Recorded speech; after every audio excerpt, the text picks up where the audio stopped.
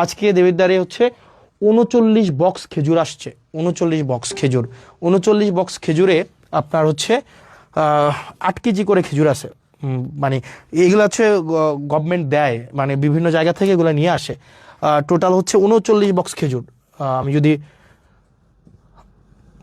39 box খেজুর 39 × 8 তাহলে কয় কেজি খেজুর? 8 নং 72-এর 2 হাতে আছে 7, 3 8 24, সাথে হচ্ছে 31, 312 কেজি খেজুর আসছে। ভুল হয়েছে নাকি? ঠিক আছে না? হ্যাঁ, 8 নং 72-এর 2 7, 3 8 24, সাথে 31, হ্যাঁ ঠিকই তো আছে। 312 কেজি খেজুর আসছে। 12 কেজি খেজুর 15টা ইউনিয়নের যেই হচ্ছে মাদ্রাসাগুলো আছে, মাদ্রাসাগুলোতে হচ্ছে ভাগ করে দিবে, হয়তো 3 কেজি করে হয়তো পাইতে পারে আর কি।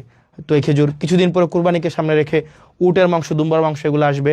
তো আমরা চাই প্রত্যেকটা মানে এক পয়সা যেন, যে জিনিসটা আপনারা যেন বুঝে পান, মানে এই জিনিসটা যেন হচ্ছে কোনো মধ্যস্বত্ব ভোগী ঢুকে বা চেয়ারম্যান মেম্বার নিজেদের মতো করে এটা যেন না করতে পারে। আর বিশেষ করে আপনারা যারা ইউনিয়ন পরিষদের সচিব, আপনারা যারা আছেন, আপনাদের সাথে খুব শীঘ্রই আমার দেখা হবে এবং আপনাদের আমলনামা নিয়ে দেখা হবে। ইউনিয়ন পরিষদের যে সচিব আছেন, 15টা ইউনিয়নের 15টা সচিব, দুর্নীতির আখড়া মূলত হচ্ছে এই ইউনিয়ন পরিষদের এই যে সচিবদের মধ্যে। তো আপনারা চেষ্টা করেন, সারাদিন পরিশ্রম করেন, আপনাদের চেষ্টা পরিশ্রম সেগুলোকে আমরা সম্মান জানাই, কৃতজ্ঞতা জানাই। একই সাথে সাথে আপনাদের বিরুদ্ধে যে অভিযোগগুলো আছে আমরা চাই এই অভিযোগগুলো আপনাদের বিরুদ্ধে না থাকুক। কারণ আপনারা যে হয়রানি হয় বিভিন্ন মানুষগুলো, আপনাদের কেন্দ্র করেই কিন্তু সার্ভিসগুলো হচ্ছে আবর্তিত হয়, রুটেট হয়। সেজন্য 15টা ইউনিয়নের 15 জন সচিব আপনারা যারা আছেন, আপনাদের কাছে স্পষ্ট বার্তা, এক পয়সাও যেন কোনোভাবে হচ্ছে এখানে কোনোভাবে যেন কারচুপি না করা হয়। এবং পৌরসভার আপনারা যারা আছেন কর্মকর্তা কর্মচারী, বিশেষ করে পৌরসভাতে চাকরি করছেন অনেক দিন ধরে, এবং আপনারা নিজেরা এখানে টেন্ডারবাজি করেন, নিজেরা এখানে চাঁদাবাজি করেন, নিজেরাই হচ্ছেন এখানে হচ্ছে আপনারা লাইসেন্স খুলে বসছেন।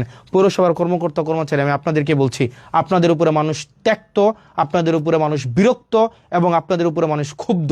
পৌরসভার প্রত্যেকটা আমি নাম ধরে বলতে পারতাম, আমি নাম ধরে বলবো না। এখানে কর্মকর্তা আছেন, এখানে হচ্ছে এই 4-5 জন কর্মকর্তা আছেন, এখানে বাড়িঘর বানাই ফেলছেন, বালিশ খাতা নিয়ে চলে আসেন, এখানে হচ্ছেন একদম পৈতৃক সূত্রে আপনারা চাকরি বানাই ফেলছেন। কাউকে ছাড় দেওয়া হবে না।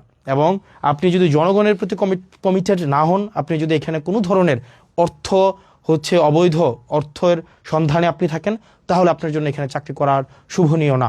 এবং আইনগত যে ব্যবস্থা আছে আপনাদের বিরুদ্ধে, সেই ধরনের আইনগত ব্যবস্থা নেওয়াই সমীচীন।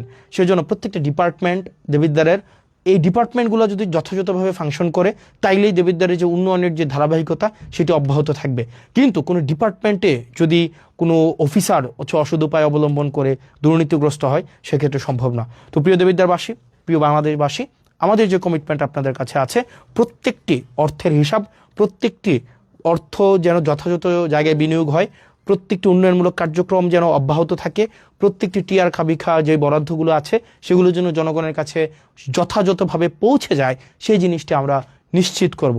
আপনারা ভালো থাকবেন, সুস্থ থাকবেন, এবং দেবিদ্বারের যতগুলো হচ্ছে কার্যক্রম আছে, দেবিদ্বারের সরকারি কার্যক্রম যা যা আছে সেটা আপনারা পেয়ে যাবেন জবাবদিহিতাতে।